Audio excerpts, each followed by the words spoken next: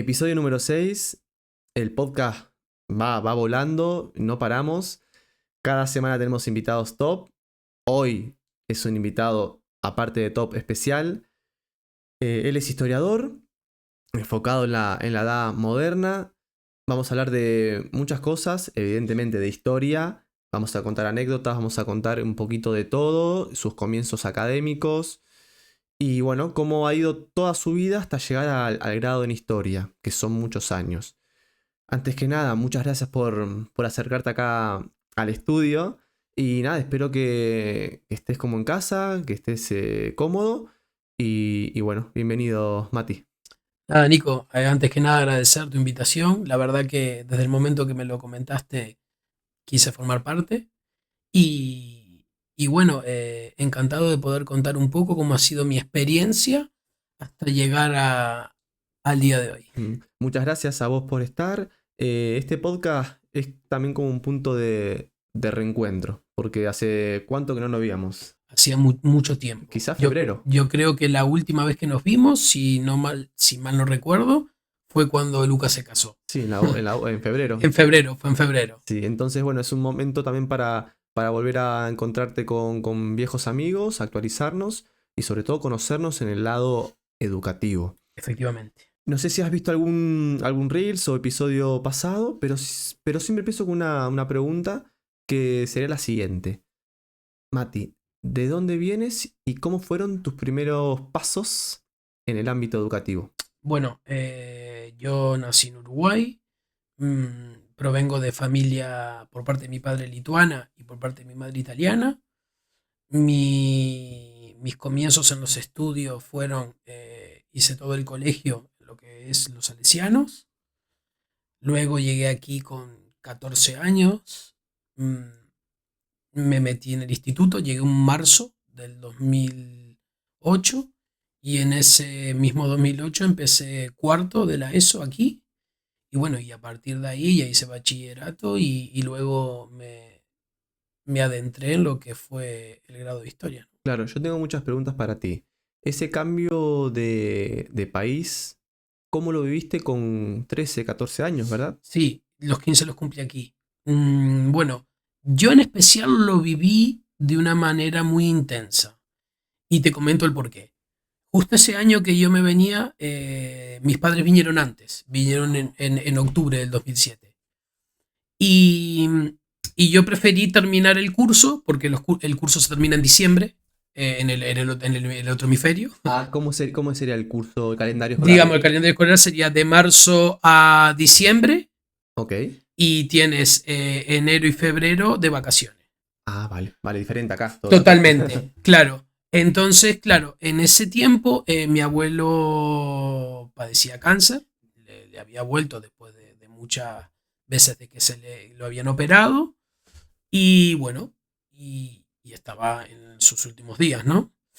Entonces, ese 2008 yo preferí venirme en marzo, estar un tiempo más con él, acompañarlo, porque creo que era un momento muy duro para él. Para mí una persona muy significativa, porque yo casi toda mi infancia la pasé a su lado. Y bueno, me vengo para aquí y justo el día de mi cumpleaños fallece. Mm, Entonces, claro, los comienzos fueron duros. sí, no Duros fue porque... no fue un comienzo natural, normal, sino que se te No, juntó claro. todo. Al fin de cuentas, yo cuando, en realidad, no por el lugar, porque en cuanto llegué sentí esa conexión con la isla, ¿no? Creo que vivimos en un lugar extraordinario que nos brinda regalos todo el tiempo. Y cuando hablo de regalos, no estoy hablando de material. Estoy hablando de que en esos días malos que tenía cuando iba al colegio y justo bajaba por mi calle, por la Piedra Redonda, y antes de llegar al instituto veía la isla de La Gomera y veía cómo ese amanecer me iluminaba el día, ¿no? Mm, Y a partir de ahí digo, uff, yo creo que aquí no puede salir nada mal. claro. A partir de aquí es todo para arriba. Sí, la isla de Tenerife sabemos cómo es. Ha cambiado mucho desde entonces hasta hoy en día, que podemos comentar un poquito la situación actual de Tenerife en particular y de Canarias en general. Lo comentaremos más adelante. Y por ejemplo, ¿tuviste algunas dificultades académicas a lo largo de tu historial, en la primaria o secundaria? ¿O eras un alumno prolijo, un alumno al día? Un alumno al día, ¿o cómo te definirías? Yo me definiría como un alumno perseverante. Eh, Ni de cerca soy el más brillante, pero nada, ni acercando, ni un poquito. Pero creo que soy una persona constante de que busca mejorar día a día. Entonces yo creo que con la perseverancia uno al fin de cuentas puede conseguir lo que quiere. Es solo proponértelo y luego intentarlo una y otra vez. Luchar. Al Exacto. final todos somos capaces de casi todo. ¿Qué nos falta al ser humano? Esa constancia, esa perseverancia y Esa estar actitud. ahí, la actitud. Yo lo extrapolo por ejemplo, al gimnasio, ¿no? Mucha gente quiere, yo qué sé, no sé, tener más músculos Bajar de peso. bajar de peso, lo que sea, pero no va al gimnasio, o va una vez, o va un mes y después lo deja. Claro. Y lo mismo pasa con los estudios. Vos tenés que ser constante y tener unos buenos hábitos, una buena forma de, no sé, técnicas o herramientas que te permitan. Y también la cabeza. Y más con una, a mí me pasó con una carrera tan compleja como es historia, porque al fin de cuentas, por más que no pidan nota de corte, pero tú te encuentras con materias que son huesos, como me imagino que habrá en todas las carreras, y dices tú, uff, ¿Y ahora qué? ¿cómo salgo de esto? Claro, me imagino que horas de biblioteca y demás. Pero vos, por ejemplo, ¿cuándo empezó tu vena por la historia? O sea, ¿ya desde chiquito te gustaba, por ejemplo, leer artículos o lecturas de historia? ¿En tu casa te inculcaron un poquito eso? ¿O cómo fue? Sí, yo creo que el amor por la lectura comienza en casa. Mi madre es una gran lectora. Entonces yo creo que el hecho de verla en casa siempre leyendo eh, me motivó o me despertó esa vena por el leer, ¿no? Porque al fin de cuentas ella me estaba dando la llave a diferentes mundos, ¿no? Porque un libro para mí es un mundo. Te abre mil Sí, puertas. Y es algo triste porque últimamente, bueno, en los últimos años ya los adolescentes y los jóvenes no son tan, vamos a decir, lectores habituales. claro, porque también nuestra sociedad está cambiando vertiginosamente hacia el lado de te lo doy todo hecho. Cuanto menos, o sea, lo mastico todo y te lo dejo allí. Sí, Entonces tú no tienes, como que está desapareciendo la capacidad, la intriga, la curiosidad de decir, por ejemplo, esta batalla, ¿qué sucedió? ¿Por qué se dio esa batalla? ¿Cuáles fueron los factores que motivaron a que a que se desarrollara ese conflicto? claro, es todo muy instantáneo. Sí, Lo podemos ver en todo. O sea, ahora ya no salen películas, sí, en Netflix o en cualquier plataforma, pero se ven más estas miniseries, series cortitas. claro, Y ya un capítulo de una hora es excesivo para mucha gente. claro. Entonces, como cuanto menos tiempo puedas mirar o escuchar, es como que mejor. Yo por eso ahora me la estoy jugando con el podcast, porque, porque son Claro, episodios no tan largos, pero una hora es tiempo, ¿no? De tu día para escuchar a es, alguien decir cosas. es tiempo, pero yo creo que en la vida hay que jugársela. Mm, Y sin duda que creo que es una gran apuesta que estás teniendo.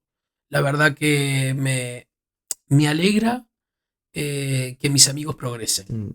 Eso me pone muy feliz. O sea, todo lo que a ellos los llene y los haga avanzar, para mí está genial. No, yo igual, yo siempre, lo que decíamos, uno siempre intenta estar mejor e intentar hacer cosas. Al final la vida se basa en eso. Y si lo haces con amor, con cariño y dedicación, nada puede salir mal. Mal, Exactamente, nada. exactamente. Y entonces, a ver, para reubicarnos en Sí, el periodo académico, eh, colegio bien, la ESO bien, bachillerato, bien. ya lo tenías súper claro que querías estudiar Sí, historia. sí, incluso, y sin embargo no contaba con el apoyo de todos los profesores. Incluso a veces tenía algún profesor mismo, o profesora en este caso de historia, que me decía, si tú quieres estudiar historia, vas a estar eternamente en el paro.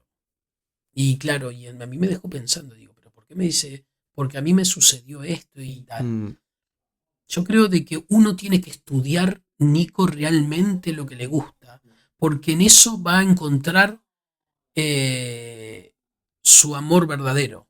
Claro. Creo que tú tienes que hacerlo porque lo que tiene salida hoy, mañana tal vez no lo tenga. Imagínate estudiar una carrera que tenga salida hoy y el día de mañana no tiene salida. Te quedas con una carrera, te quedas sin trabajo y con una carrera que no te gusta. Claro. No, igual te digo, una carrera mínimo son 4 años. A lo mejor hoy no hay suficiente empleo, pero dentro de 4 años, ¿quién sabe? Efectivamente, efectivamente. Aparte, las situaciones de cada uno es diferente, tío. Porque capaz que ella me lo decía porque valoraba solamente su experiencia personal. Mm. Pero la experiencia de otro puede ser completamente distinta. Sí, al final cada uno, y sobre todo en la educación, todos hemos pasado por primaria, secundaria, bachillerato, y cada uno puede tener una visión totalmente diferente de Sí. su experiencia, de cómo lo pasó, porque hay personas que lo habrán pasado mal, otras personas que habrán dicho fue la mejor experiencia de mi vida, y eso es lo bonito, ¿no? Claro. Es tan diverso el mundo educativo que hay historias para todo el mundo, para el que llegó lejos, para el que no llegó lejos, pero todos tenemos un recuerdo del colegio o instituto. Sí, claro. Entonces, acabó bachillerato, acabaste bien. Sí. ¿Fuiste alguna vez a septiembre ¿A septiembre ya en la universidad?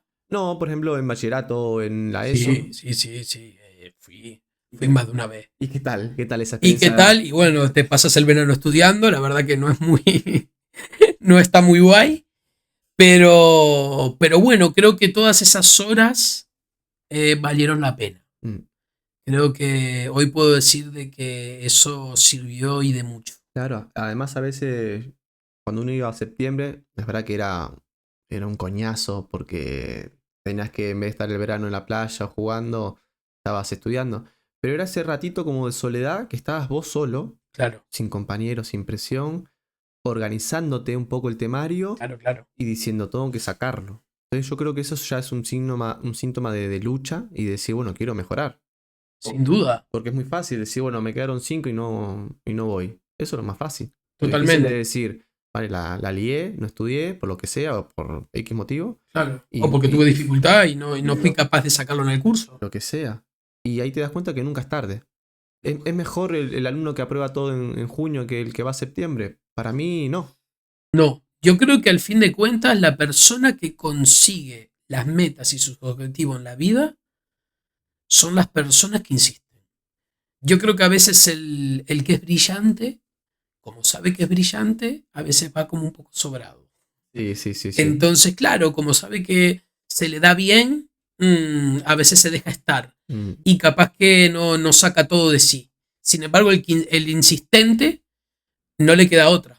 No le Hay queda que otra. sacar todo. Sí, y eso es lo lindo que hay gente que a lo mejor es muy inteligente, muy capaz, pero se pierde por el camino. Y mira, yo me acuerdo una anécdota. Yo siempre fui regulín para los estudios. No regulín por falta de capacidades, sino por falta de herramientas y de técnicas. O sea, Sí. yo no sabía ni cómo estudiar, no sabía. Yo, bueno, iba a lo que iba, o sea, tampoco. Y me acuerdo que yo empecé a remontar en tercero y cuarto de la ESO, empecé a remontar y fui a bachiller. Y me acuerdo que había una maestra que me había dado inglés en la ESO y estaba en bachillerato. Y me dice, Nico, pero ¿tú qué haces aquí? ¿Sabes? Como diciendo, pero me lo dijo con un tono de, No te esperaba. que no me esperaba, ¿viste? Pero no fue amistoso. Lo notaste como en plan despectivo. Sí, como que, ¿qué estás haciendo aquí? Claro. ¿No? Y a mí me dio tanta, en ese momento, no, con 16, 17, no te das cuenta, pero te toca un poco la moral. Sí. ¿Y qué pasó? Acabé aprobando inglés con súper buena nota. O sea, que en realidad te tocó la fibra, pero eso, digamos, ese comentario lo que te hizo fue decir, te voy a demostrar que hago aquí. Exactamente. O sea, en vez de agarrarlo como algo Negativo. negativo, lo agarré como, ya vas a ver por qué estoy acá, ¿no? Y fue así. Eso se llama inteligencia emocional. A mí me parece de que tú las cosas malas de la vida lo que tienes que hacer en realidad es transformarlo.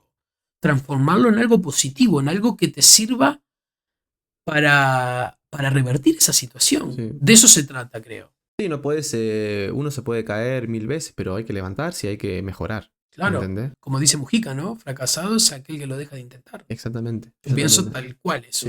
Sí, por eso hay que trabajar, hay que estar siempre ahí, y al final es cuando menos te lo esperas, pum, llegan los resultados. Es que yo creo que al fin de cuentas tú disfrutas del proceso. Mm, Porque cuando llegas a la meta, llegaste.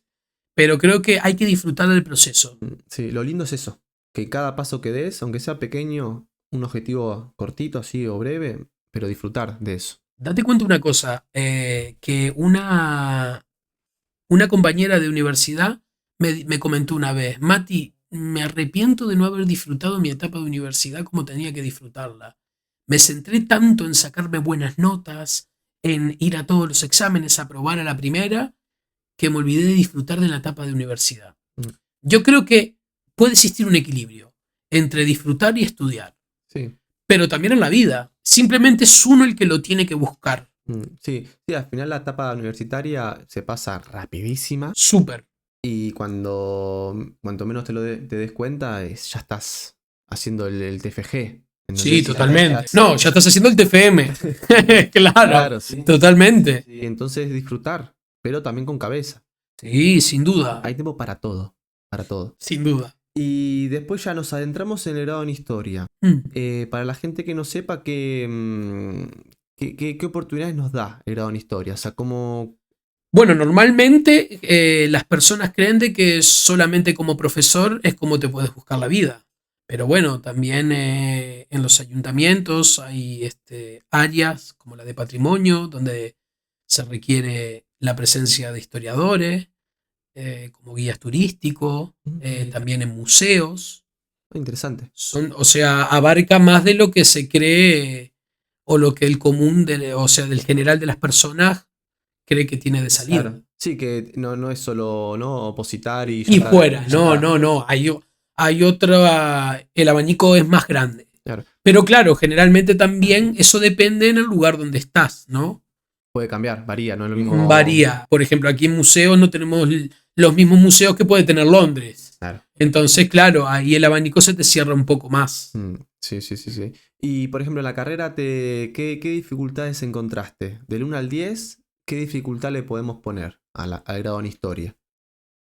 Me encontré con que no es la idea que te puedes hacer de lo que te vas a encontrar no tiene nada que ver con lo que te encuentras. O sea, me encontré con que es una carrera que hay que estudiar mucho. Hay materias incluso que te diría que perfectamente estás estudiando un mes y medio o dos para esa materia solo, porque es una materia que requiere mucho tiempo, ¿no? Claro. También me encontré con las prácticas, porque claro, las personas se creen que solo estudiamos cuestiones de libro, ¿no? Pero también tienes que ir al laboratorio. ¿Laboratorio para qué? Claro, laboratorio para el lado de lo que es la arqueología. Ah, Claro, los métodos de datación, conocerlos.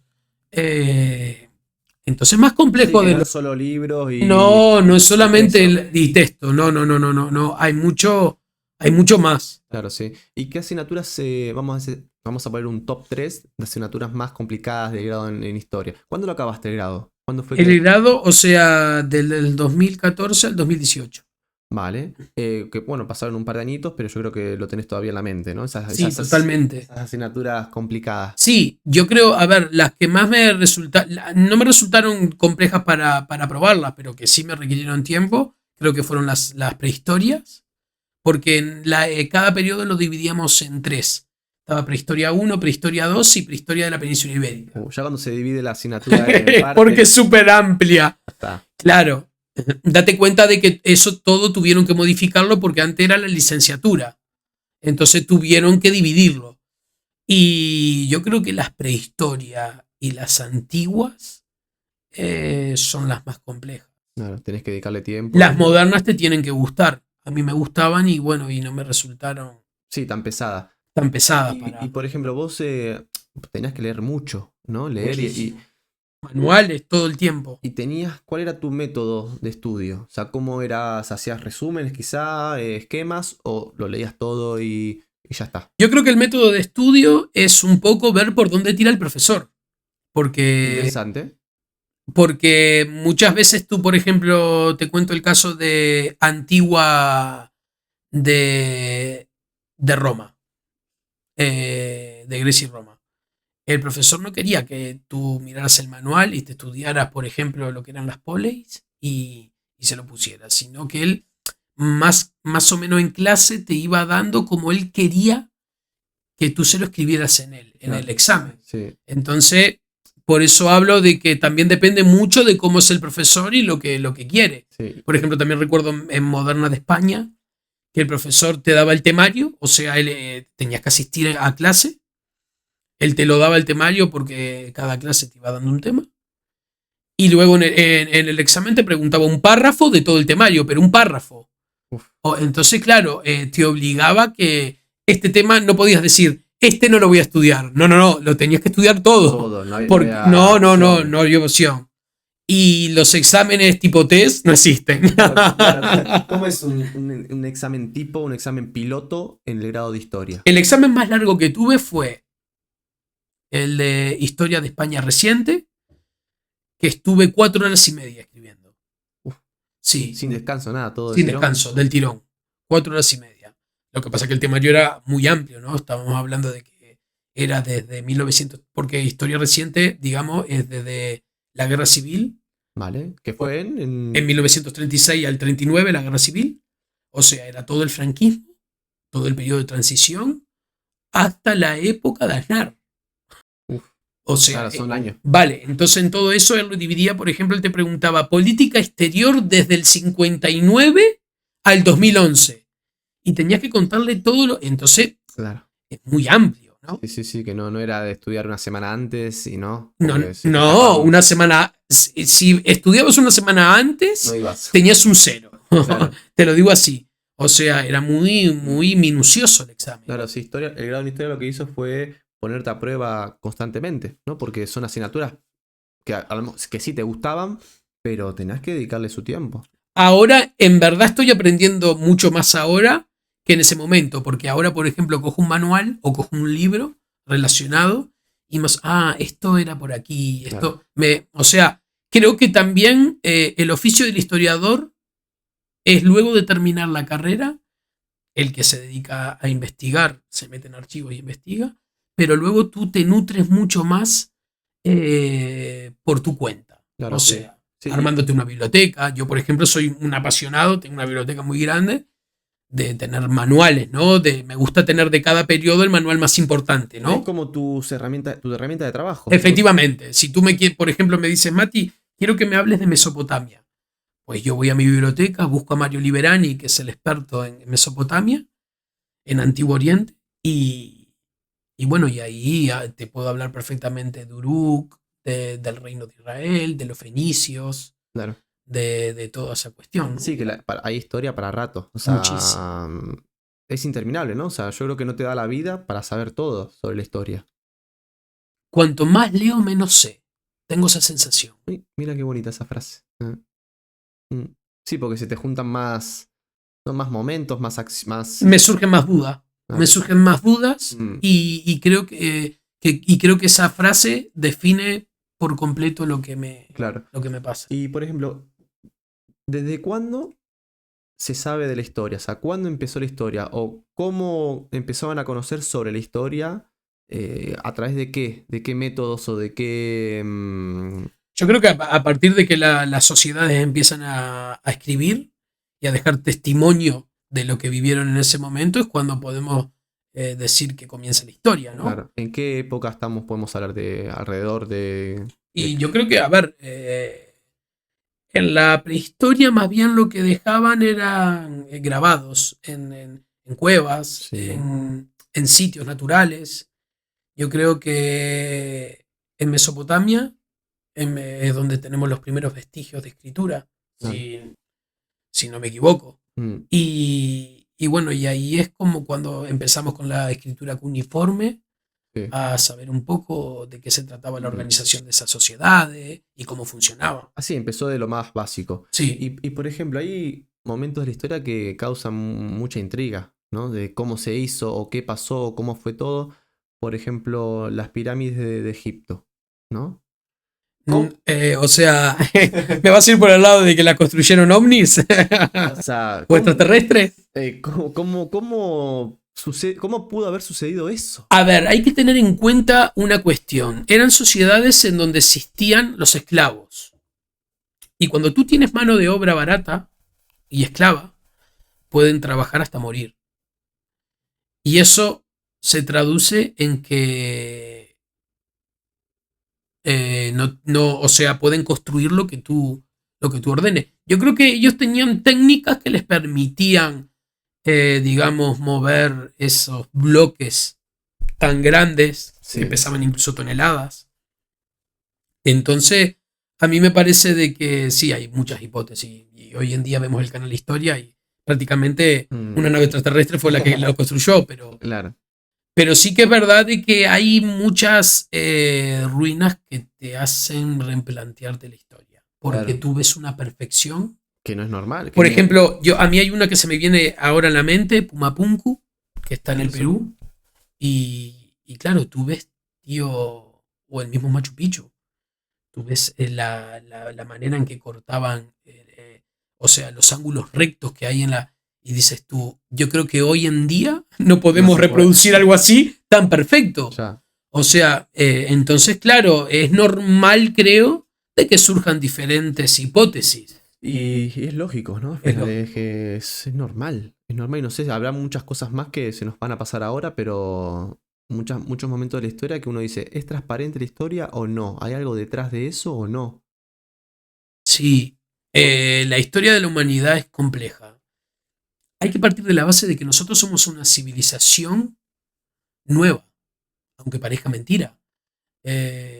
Somos los recién llegados. Yo parto de la base de que nosotros, como somos una civilización que no tiene muchos años, muchas de las cosas que suceden hoy en día, como por ejemplo los conflictos bélicos, eso es un indicio de que estamos ante una civilización que le falta muchísimo camino por recorrer. Sí. Estoy seguro, porque yo soy partidario de que no somos los únicos en el universo, porque a mí me parece que una persona que tenga un poco de coherencia tiene que darse cuenta de que el universo es vasto, muy grande, y que pueden haber civilizaciones que puedan estar avanzadas millones de años a nosotros. ¿Crees que hay vida en otros planetas? Sí, sin lugar a duda. Sin lugar a duda, a mí me parece que incluso a veces cuando se ven, ahora como se están desclasificando los archivos OVNI y toda esa cuestión, yo creo que muchas de esas naves o bien son programas secretos que tienen los diferentes gobiernos de naves que están probando, o bien es un indicio de vida que no es de la Tierra. Claro, sí, por ejemplo, el tema ovnis, ¿no? ¿Qué opinas de eso? ¿Crees que hay algo? A ver, yo, más que... A mí tampoco me gusta volar mucho en el tema, pero por ejemplo hay declaraciones, por ejemplo Bob Lazar, que fue uno de los que destapó, creo, ¿no? El tema OVNI, que según cuenta él, trabajó en el Área 51, a él le habían mandado lo que es descubrir cuál era el combustible que tenía una nave, ¿no? Él cuando se encuentra ahí, se encuentra una nave, ve que no es creación nuestra por el tamaño. Y bueno, y él más o menos explica cómo funciona. Él habla que tienen amplificadores de gravedad que funcionan con el elemento 115, que hace un par de años ya se agregó a la tabla periódica, el boscovio. Y bueno, que es muy difícil de estabilizar, pero resulta que la nave lo consiguieron estabilizar y bueno, y que tiene unos amplificadores de gravedad que como lo que hace es como hacen una modificación espacio-tiempo. Entonces eso le permite a la nave recorrer una gran distancia porque como que es claro, como que hace una burbuja y como que se lanza, se lanza. Es algo que la verdad que suena de ciencia ficción, ¿no? Sí, pero bueno, hoy, por ejemplo, con el tema acá, lo que conocemos, inteligencia artificial, hay cosas que uno dice, pero y lo que no sabemos, porque esto es como la punta del iceberg, pero hay tantas cosas de tecnología. JJ Benítez es alguien que me apasiona mucho, es uno de mis autores preferidos. Y bueno, y solamente leer Caballo de Troya, todo lo que dice, da para pensar, tío. A ver, a mí no me gusta cerrar puertas. Y y me gusta siempre estar atento a todo. Ajá. Porque siempre pongo este ejemplo, ¿no? Nosotros en realidad somos los extraterrestres para las sociedades pasadas. ¿Cómo le explicas tú a alguien de la Edad Media, por ejemplo, si viera un coche? Él pensaría que es una nave extraterrestre. Bueno. Entonces, Sí, claro, sí. poniendo ese ejemplo, Todo. ahí te das cuenta de cómo hemos avanzado, ¿no? Sí. Y aparte, yo me imagino que algo también tuvo que haber pasado, el caso Roswell, toda esa historia, algo tuvo que pasar, porque no es normal que nuestra tecnología, desde hace 5 o 6 décadas hasta hoy en día, haya avanzado lo que avanzó. Si tú te pones a ver la historia, la tecnología va avanzando, pero era muy, muy poco lo que cambiaba. Sí, pasito a pasito. Claro, era muy gradual.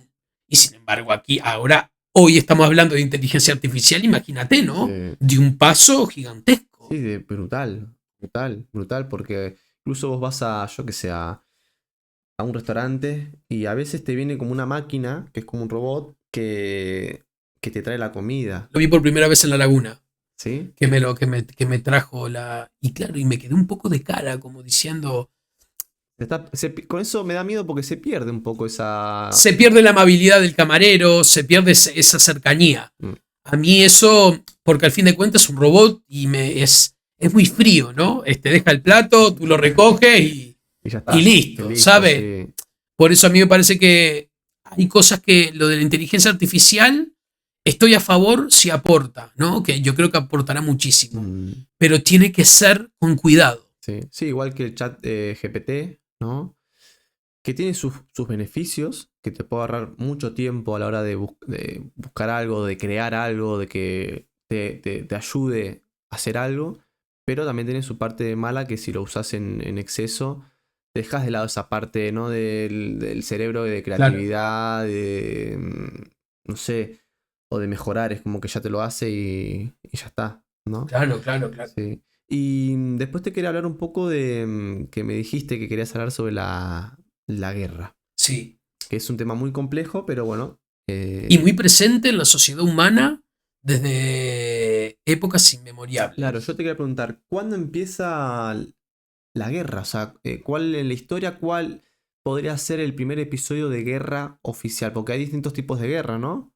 Que puede ser una guerra como la que pasó en España, ¿no? Que era... Una guerra civil, una guerra entre ciudadanos del mismo lugar. Y después una guerra entre diferentes, ¿no? Sí, mundial. Exactamente. Vos como historiador, ¿qué guerra pondrías como la primera? La que desembocó después, que sé que es difícil. A ver, la primera guerra mundial para la historiografía fue la que sucedió desde 1914 a 1918 en el continente europeo. Pero yo creo que ha sido una constante en las sociedades humanas. Lamentablemente hay algo que nosotros tenemos que mejorar y bueno, y te lo comentaba, creo que hay muchos factores que desencadenan un conflicto bélico o una guerra. Claro, primero, ¿qué es una guerra? ¿Cuál sería la definición de guerra? ¿Qué es una guerra? Y la guerra es un enfrentamiento entre dos estados, dos países o dos personas que no llegan a un acuerdo, que cada uno tiene sus propios intereses y los defiende, ¿no? Y cuando hablo de intereses pueden ser económicos, religiosos y claro, cada uno quiere tener razón. Sí, es como que... pero es como todo, ¿se llega ya a la guerra de un día para otro o al principio se puede entablar una negociación o de repente ya la guerra suele ser explosiva? A mí me resulta curioso que estando en el 2024 sigan existiendo guerras de enfrentamiento cuerpo a cuerpo. Claro, la verdad que yo creía que eso era algo que habíamos dejado en el pasado, después de 1945. Digo, eso seguramente tiene que haber terminado allí. Luego siguieron apareciendo conflictos distintos. Hablaremos de esos conflictos actuales también. Claro, y bueno, y al fin de cuentas dices, no hemos evolucionado nada. A veces la sociedad a mí me da a entender como que hubo cambio de... Hemos cambiado la manera de vestir, hemos desarrollado tecnologías que nos permiten vivir de una manera más fácil. Sin embargo, hemos retrocedido en valores. Muchísimo, muchísimo. Y creo que es algo que tenemos que prestarle atención y trabajar. Sí, porque hoy en día a lo mejor no te das cuenta, pero dentro de 20 años, con las generaciones futuras, ¿qué va a pasar? ¿No? Por lo que pinta va a ser peor. Sí, vamos a ver qué pasa. Pero, por ejemplo, me habías hablado un poco de los intereses detrás Sí. de una guerra. ¿Cuáles, para la gente que no sepa, yo tampoco sé, cuáles son los intereses principales de una guerra? Bueno, el económico es fundamental. Yo creo que es fundamental porque, claro, los países funcionan con una economía, entonces ellos tienen que buscar la prosperidad. Me parece de que muchas veces son por lugares que están en enclaves que son muy, a ver cómo decirlo, sí, que son, están en el mapa de una manera, de la localización. Sí. Pasa, por ejemplo, mucha mercancía por allí. Puntos estratégicos. Puntos estratégicos, efectivamente. Y bueno, y entonces creo que ese es un conflicto, o por ejemplo pasa el gas, una cañería de gas, por ejemplo con lo de Ucrania y Rusia, la zona de Crimea, también es algo que va por ahí. También Rusia quería salir al mar Vale. y la tiene por allí. Entonces, claro, creo que lo económico es fundamental. Luego los egos. Egos. ¿Por qué? Egos. ¿Por qué los egos en una guerra? Porque en una guerra y en la vida misma, nuestro ego está todo el tiempo en nuestro interior haciéndonos la guerra. Así. Claro, ¿qué es el ego? O sea, para la gente, ¿qué significa ego? El ego es eso de que te hace como querer. Si tú no lo equilibras, te hace como que siempre querer destacar. Querer siempre ser más que la otra persona. Vale. Y el ego es bueno, pero siempre que esté en un equilibrio. El ego tiene que ser un aliado para ti. ¿Y a qué me refiero? Tiene que ser eso que te sirva como, por ejemplo, a ser buen hijo, a ser buen padre en el momento en que te toca ser buen padre, a ser amigo de tus amigos. Y situándolo a nivel de, digamos, de Estado, yo creo que es también por la supremacía, ¿no? Por ser la potencia hegemónica. Lo que está arriba. Exactamente. Ser que claro, hoy en día, por ejemplo, al principio del siglo XX teníamos a Estados Unidos como la potencia sí, total, ¿no? No había otra, ¿no? Y además que yo creo que las dos bombas que lanzan Nagasaki y Hiroshima fueron un golpe encima de la mesa como para marcar, aquí estoy yo. Claro, sí. O sea, ten cuidado. Porque... Exactamente. Fue como una presentación de quiénes eran. Y bueno, y hoy en día tenemos muchas potencias. Tenemos China, tenemos Rusia, la India. ¿La India también? Sí, la India, a pesar a nivel de Estado, tiene mucho poderío, ¿no? O sea, a pesar de que tenga mucha pobreza y todo, y que muchas veces la gente no lo identifica. Pero está ahí, está ahí. Está ahí. Sí. ¿Y qué otros tipos de intereses podemos encontrarnos con la guerra? Habíamos dicho económico, egos. El ego, sí. ¿Qué más podemos decir? Bueno, esto, religioso quizá. Religioso también. Yo creo que el conflicto que hoy en día tenemos en Oriente Próximo es fundamentalmente religioso. Estamos hablando de dos lugares donde la religión es el pan de cada día. Y yo tuve la oportunidad de viajar en el 2019 a Israel. Ay. Yo viajé porque también quería un poco conocer cuál era la situación desde dentro. Porque una cosa es lo que te dicen los medios de comunicación y otra es estar en el sitio y verlo.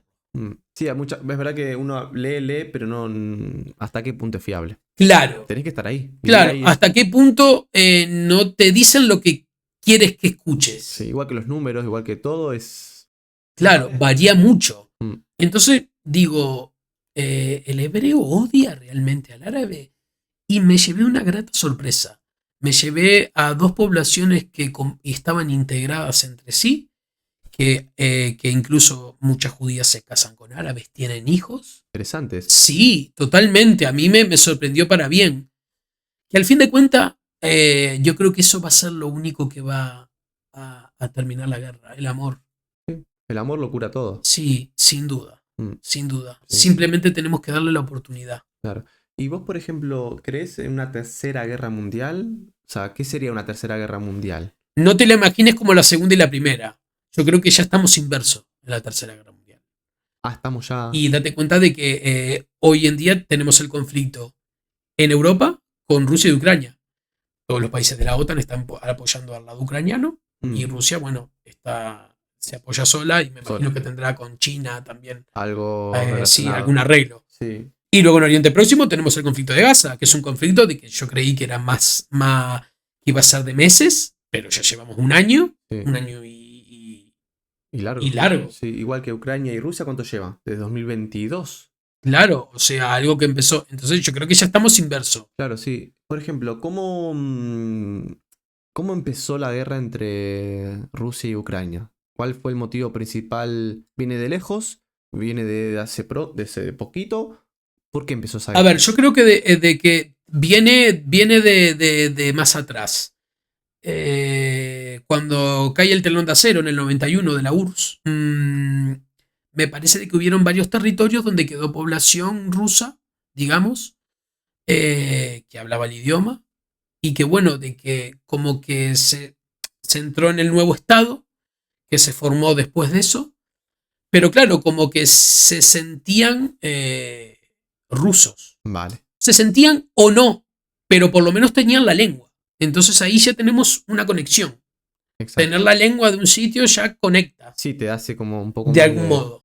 Entonces yo creo que el tema de Crimea fue lo que desencadenó, digamos, porque había ese territorio, vive población que es ucraniana, pero que también rusa, ¿no? Que habla ruso, que tiene, me imagino que también debe tener muchas costumbres similares. Sí. Entonces yo creo que son conflictos del pasado que no se terminaron de resolver de la mejor manera. Una relación tóxica ahí, ¿no? De esa... Exacto, a mí me parece como que quedó algo allí. Algo pendiente. Entonces ahora lo vemos. Claro. ¿Y Crimea qué pasa en Crimea? O sea, aparte de esa población, ¿es grande, es pequeño? Bueno, ¿En qué zona está ubicado? Como te comentaba en el mapa, es una zona que tiene salida al mar. También por ahí pasan los gasoductos de Rusia. Ucrania no tenemos que olvidar de que es como, digamos, el gran granero de Europa. Mucho del cereal que se consume en el continente europeo sale de Ucrania. Proviene de ahí. Entonces, hay que tener en cuenta, por eso lo económico, ¿no? Hay que tener en cuenta de que eso es muy importante. Claro, sí. Sí, y ahora que ya llevan como año y pico, 2, en guerra, ¿vos pensás que se podrá terminar? Eso, ¿hay guerras que no tienen fin? ¿O llega un punto que arreglan? ¿O pasa algo? Después de tanto daño causado y tantas vidas. Vamos a ir paso a paso. Por ejemplo, en el caso de la guerra ahora de Gaza, bueno, de Israel con Palestina, porque vamos a contextualizarlo un poco. El Estado de Israel se funda en 1948. Luego de que, tras la Segunda Guerra Mundial, que fue desde el 39 al 45, la población judía fue perseguida en Europa por las potencias del eje, más bien una de las potencias del eje, que fue Alemania, campo de concentración. Entonces, claro, digamos, lo que se hace es buscar la creación de un Estado judío, ¿no? Cuando se envía la Carta de Balfour, toda esa cuestión, donde entran personajes significativos como Rothschild, que digamos es uno de los fundadores, ¿no? De lo que es el Estado de Israel. O por lo menos yo cuando fui a Israel lo primero que vi que la mayoría de las avenidas tenían su nombre, ¿no? Ah, mira, imagínate. Entonces yo creo que él sí hizo mucho. Intentó de alguna manera poner su granito de arena a la creación del Estado. Ahora bien, ¿es el sitio idóneo para que esté el Estado de Israel? El planeta es de todo. Yo creo de que a veces el ponerte de un sitio y de otro, yo creo que cuando tú estás en contra de la guerra, estás en contra de la guerra de los dos lados. No estás en contra de uno. No. Si bien el Estado de Israel ahora está contestándole a los ataques que sufrió por parte del grupo terrorista Hamas, que fue la invasión que tuvo en los kibbutz y mató mucha población judía, creo que las dos sociedades, por lo que vi yo, pueden convivir perfectamente. Sin embargo, ahora parece como que la convivencia cada vez está más lejos. Claro. Es complicado porque son tantos años, ¿no? del pasado que ¿Cómo se puede arreglar eso? Es que es complicado. Es complicado. Hay que deconstruirse el ego a la hora de negociar, hay que quitárselo, dejarlo ahí y decir, Guardarlo. bueno, nosotros tenemos que convivir juntos.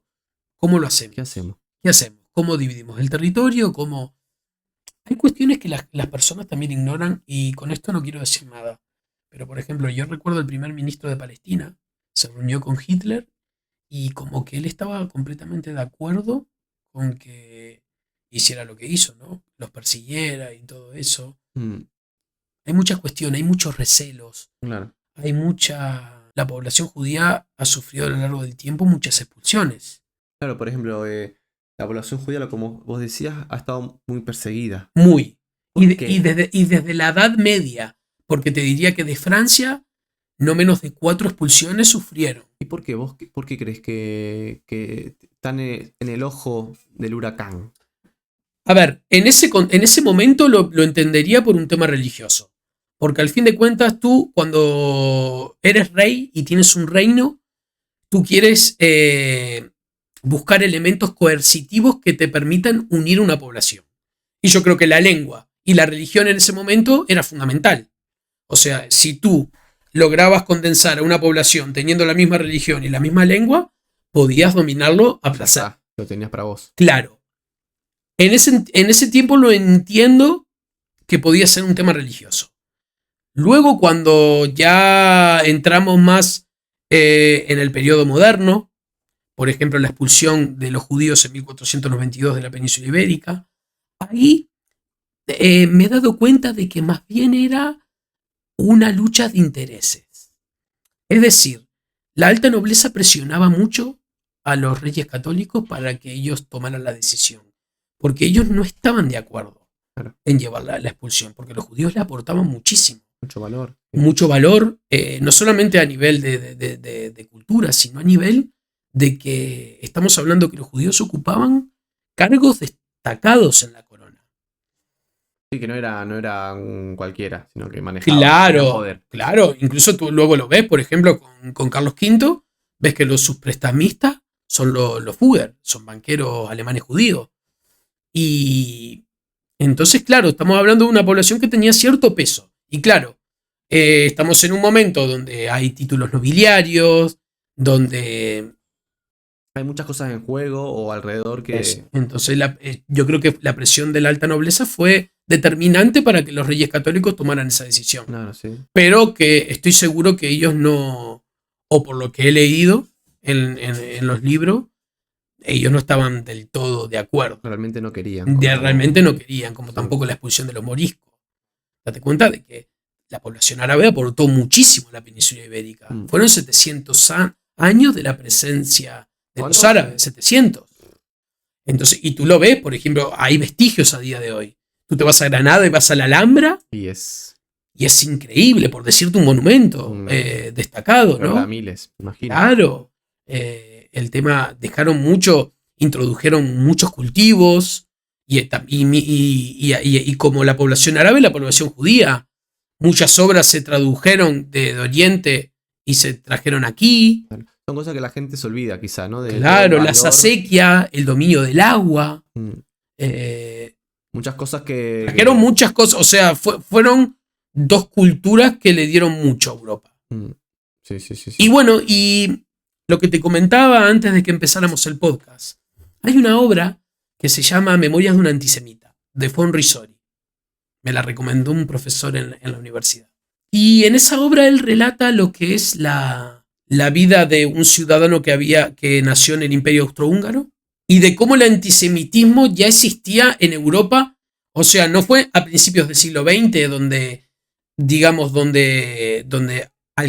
alcanzó su auge y nació, sino que venía de mucho más atrás. Él contaba, por ejemplo, de que en su calle el médico era judío, era el que tenía la mejor casa, el que podía pagarle a su hijo los mejores estudios.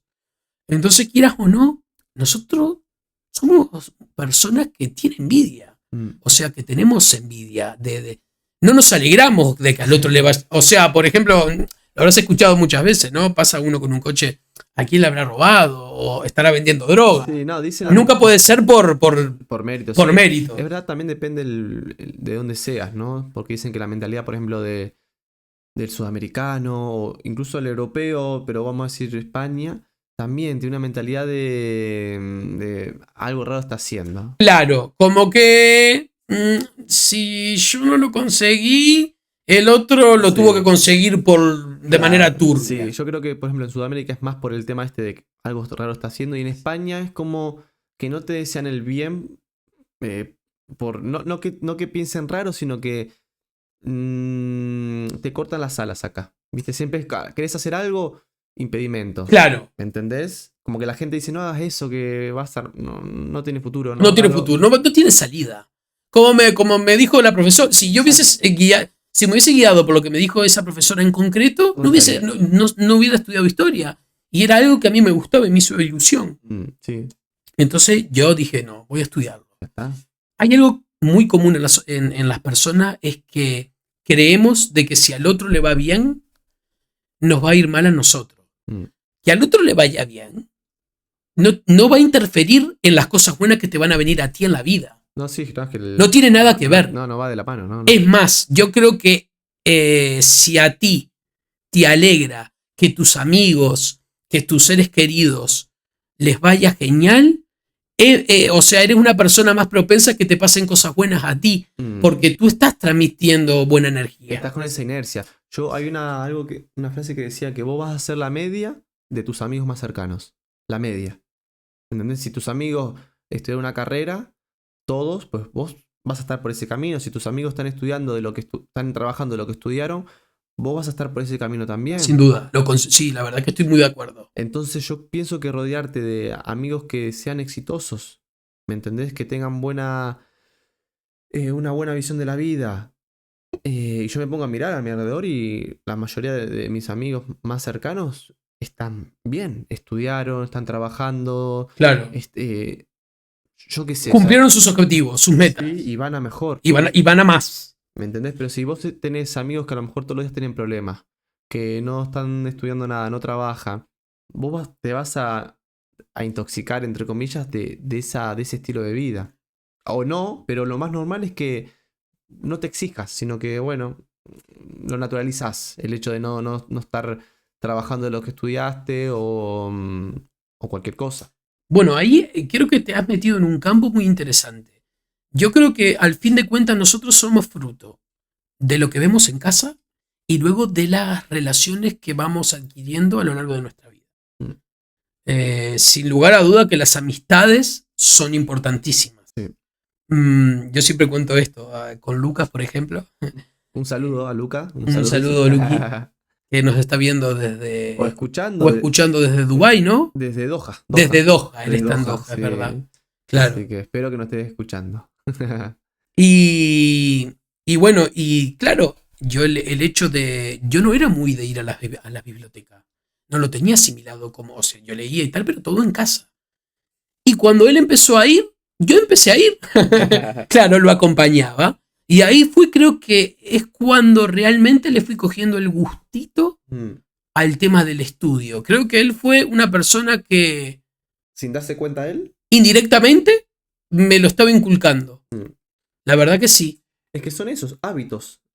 Si vos vas con tu amigo un día a la biblioteca, el primer día, bueno, vas. Perdido te sientes. Pero después cuando le agarrás el ritmo y vas un día así y otro día también, decís pues que acá también se puede, ¿no? Estudiar y se puede avanzar. Claro. Porque es un ámbito, bueno, un espacio ideal, ¿no? Sin duda. Para centrarse. Sin duda, sin duda, sin duda. Sí. Que además yo incluso me gusta mucho más estudiar en biblioteca que en mi casa.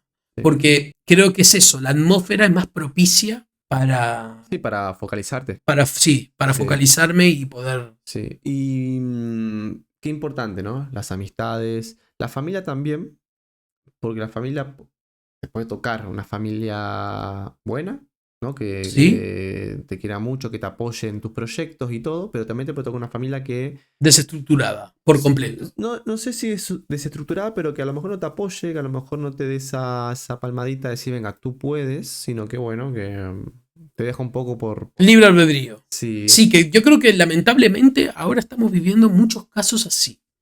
Yo creo que en nuestro tiempo era más, o por lo menos yo, veo que ahora es como que se los deja un poco más libre albedrío. Sí. Va más por ahí, no se le presta tanta atención a los niños y la requieren. Ya. Yo creo que un hijo es una persona que necesita tu tiempo. Sí, que a lo mejor hay chicos que no necesitan, o sea, se acostumbran a esa falta de cariño y de interés. Y también es malo, porque cuando ese niño sea adulto... Va a reproducir lo mismo en la casa. O no, o va a querer ser diferente, pero no va a saber cómo abrirse, cómo decir... O cómo desarrollar esa inteligencia emocional que le permita ser de esa manera que él quiere. Exacto, y después pasa que ese adulto, vamos a decir en el Sí. futuro, va a tener muchos problemas a la hora de relacionarse, quizás. Totalmente. Incluso en la pareja. Le puede traer muchísimos problemas. Por eso yo creo que hay que estar abierto a deconstruirse. Es decir, si yo identifico como que no estoy yendo por el camino, siempre hay una voz interior, ¿no? Que te dice, sí. yo por lo menos me guío mucho, que te dice, esto no, aquí lo hiciste mal, esto lo hiciste bien. Entonces yo creo que si uno no sabe cómo administrar el interior que tiene propio, lo que debería hacer es buscar ayuda en profesionales o en buenos amigos. Yo tengo la suerte de tener personas que puedo contar para contarles tus problemas o tu... Sin duda, lo que sea. Sin duda. Y pero hay personas que no lo tienen. Entonces yo creo que ahí, al fin de cuentas, ¿cuál es el papel del psicólogo? Y eso es una pregunta que te hago yo a ti. Buena pregunta, ¿eh? O del pedagogo, bueno, en tu caso. Lo que a mí me toca, ¿no? El pedagogo al final es un seguimiento de... La verdad que podemos trabajar en cualquier etapa, ¿no? Pero es como un seguimiento de la educación del individuo. Al final es como un apoyo, es como...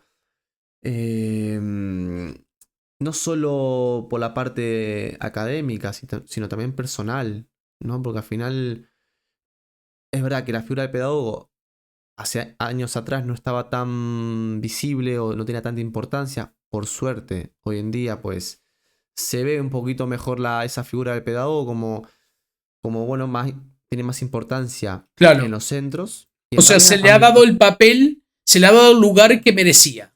Sí, yo creo que todavía falta camino, pero el pedagogo es como esa persona que te va a acompañar a lo largo de tu vida, ¿no? Claro, claro, sin duda. Y es verdad que, por ejemplo, en los centros está el orientador o la orientadora educativa, pero tampoco, yo no me acuerdo de haber ido en colegio o en instituto, no me decían... O fuiste. Sí, yo lo que es yo el instituto lo hice en el Instituto de los Olivos y yo recuerdo de haber ido, o sea, antes de entrar en la carrera, más que nada, el papel de ella era ver por dónde ibas a ir, ¿no? Que ibas a estudiar, qué era lo que te gustaba a ti. Sí, pero ¿cómo fuiste? O sea, ¿por vos mismo o no, grupal. Recuerdo que fue grupal y luego hizo secciones individuales. Claro, sí. Al final es como una guía, ¿no? Claro. Vos ves muchos caminos y te dice un poquito, tampoco te va a decir el futuro exacto, pero te va a decir, bueno, por tus habilidades o cualidades, pues podrás tirar más por acá o por allá. Te allana un poquito el camino, pero tampoco es que... A ver, el que lo tiene claro, lo tiene claro. Pero hay muchas personas que llegan a bachillerato y todavía no tienen ni idea de qué estudiar. No, y yo creo que un porcentaje muy alto de estudiantes que no saben qué hacer. Y es válido también. Al final, ¿quién tiene claro su futuro con 18 19 años? No. Ni con 30, ni con 40. No, exactamente. ¿Dónde estoy? Claro. Y con 18, y es clave equivocarse. O sea, al final vos podés empezar una carrera y no te gusta, pues, pero bueno. Te cambiás. Te cambiás y empezás de cero y no pasa nada. Claro, porque, bueno, como hablabas en un podcast anterior con Iji, no hay edad para estudiar, tío. No hay edad. No hay edad, nos inculcaron. El problema también de que yo creo que muchos de los fracasos que existen en nuestra sociedad es porque nos marcaron todo. Tienes que estudiar, tienes que casarte, tienes que tener hijos, tienes que. Y no se han preocupado por qué es lo que te hace feliz. Claro, sí. Tú, ¿cómo te sientes interiormente? Mm. ¿Te sientes bien?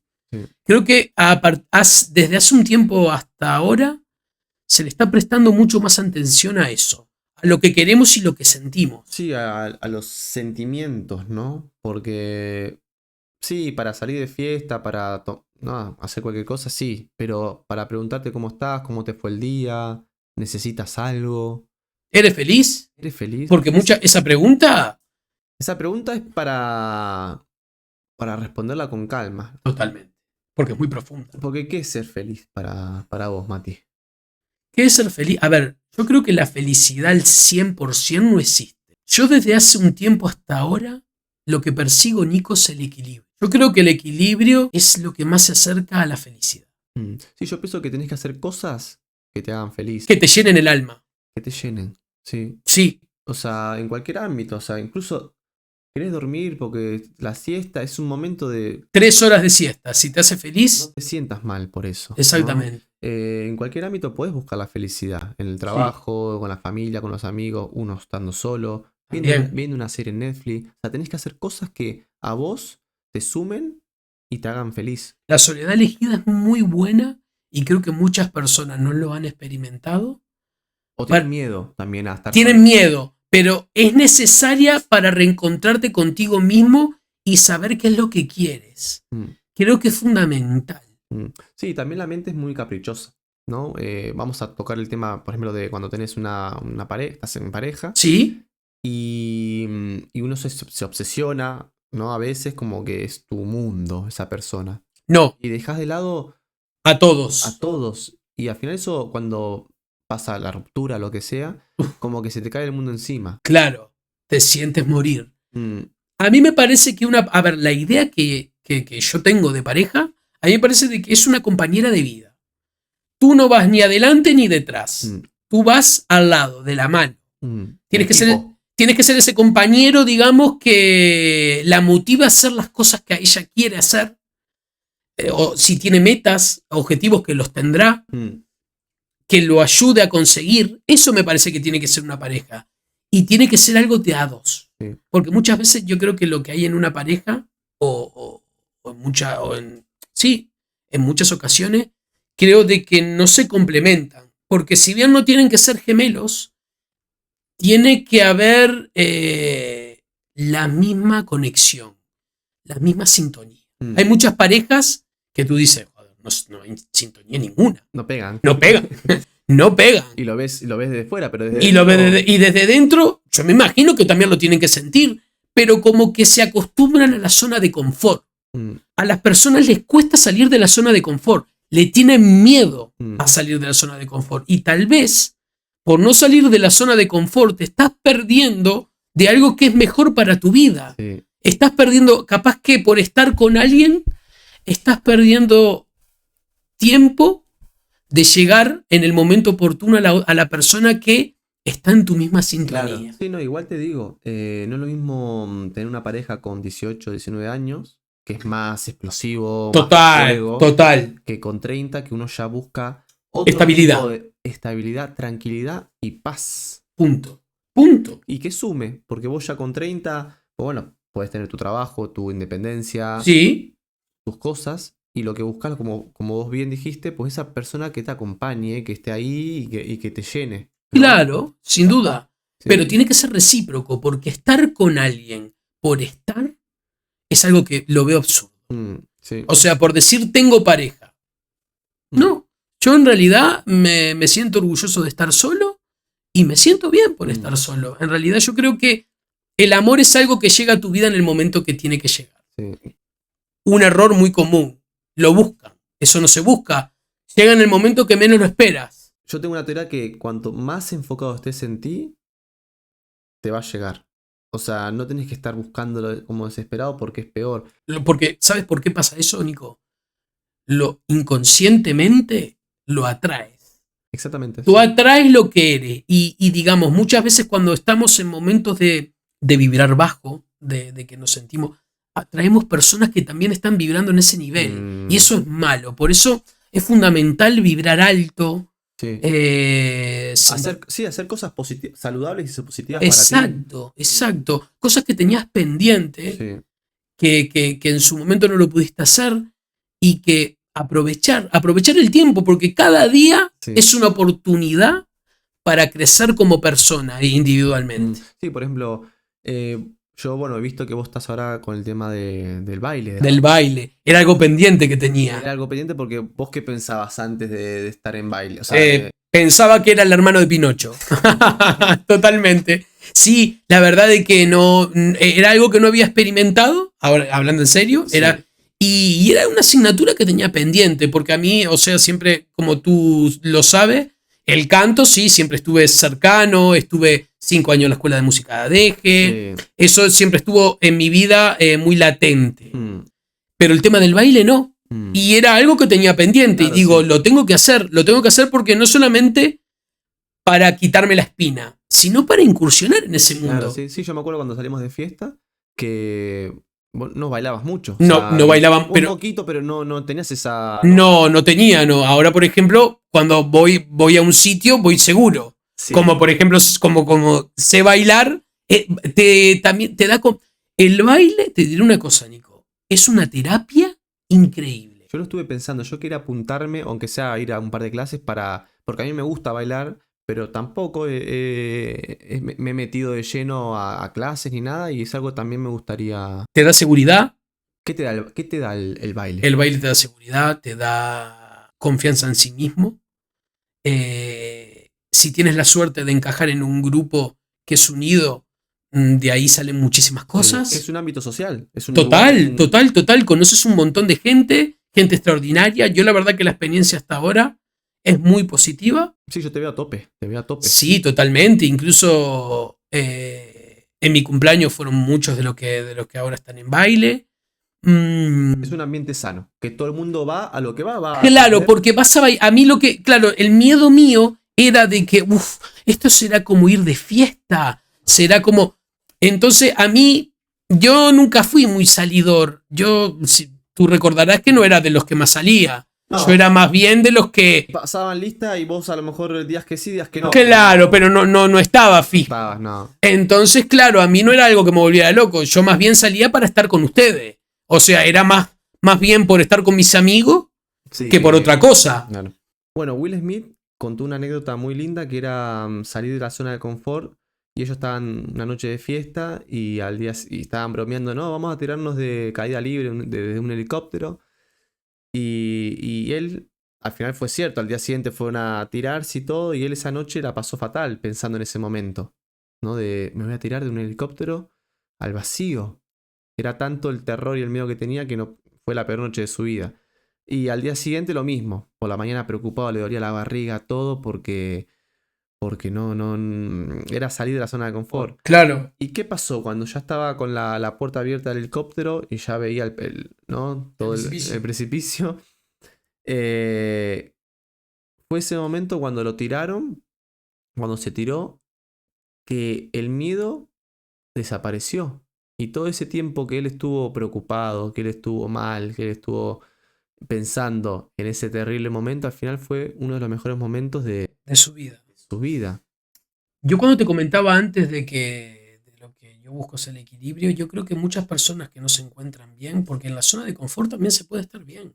O sea, no digo que no se consiga eso. Pero cuando tú notas que estás mal, yo creo que seguir, al fin de cuentas, puede hacer de que estás llegando tarde realmente al lugar donde vas a ser plenamente feliz. De darle un enfoque, siempre que veas que no estás bien. No, también hay mucha gente que no es feliz y que no hace nada para cambiarlo. Claro, si quieres resultados diferentes, no hagas siempre lo mismo. Claro, por ejemplo, a lo mejor tenés una pareja de hace 10 años. Sí. Y seguís con ella porque claro, o porque ahora voy a cambiar. Sí. Y dices tú, sí, claro que sí, cambia, sí, por supuesto. Y esto lo digo con 33 y estoy seguro que lo diré con 40. Sí, porque la vida es una oportunidad increíble para que tú seas tu mejor versión. Claro, no estamos diciendo que sea fácil. Pero, no, para nada. Los cambios no son fáciles nunca. Y menos de ese tipo, pero hay que hacerlo. Porque ¿qué vas a estar toda tu vida mal? No, o al final, cuando estés en el final de tu vida, vas a decir, no hice esto por miedo a. Sí. Y capaz que en ese miedo a estaba esperándote un mundo increíble. Sí, a mí me gusta la frase de prefiero quedarme con anécdota que con el que hubiese pasado. ¿Me Efectivamente. entendés? ¿Cuántas veces uno, yo que sé, quiere hacer algo y no lo hace por miedos? Y después pasan 5 años y lo empieza a hacer y dice, si hubiese empezado hace 5 años, ¿dónde estaría ahora? Claro. Nico, mira, te voy a decir una cosa. Yo soy un convencido de que hay que lanzarse al vacío. Mm, De que tú tienes que hacer literalmente lo que te nazca. sí. Es necesario. Sí, sin dar tantas historias. Exactamente. Y darlo todo. Darlo Sí. todo. Si vas a amar, hazlo de la manera más pura posible. Ábrete de par en par. Es peligroso, puedes salir malherido, puedes sufrir, pero la persona que no lo da todo nunca va a conocer lo que es el amor verdadero. Sí.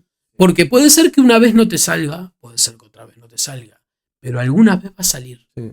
Y si tú vas con reserva, es muy probable que te salga mal. Sí, es verdad que hay gente que ya ha sufrido mucho y ya por eso no quiere No se intentarlo. hable, pero es un error, tío. Es un error. Hay que intentarlo 1001 tío. Sí, sí. Sí, yo creo que esta pincelada final del podcast es clave, ¿no? O sea, yo creo que podemos decirles a todos que nunca dejen de intentar y de creer sobre todo. De creer en sí mismo y nunca dejen de amar.